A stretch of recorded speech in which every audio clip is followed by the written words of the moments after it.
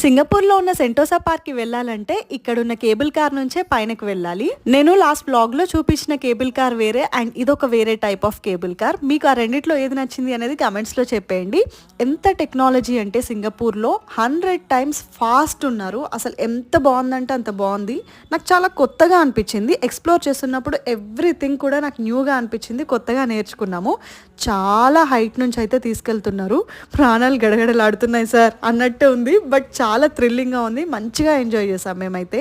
కింద మొత్తం లోయే, బట్ వాళ్ళు సేఫ్టీ మెజర్స్ తీసుకొని మమ్మల్ని పంపిస్తున్నారు.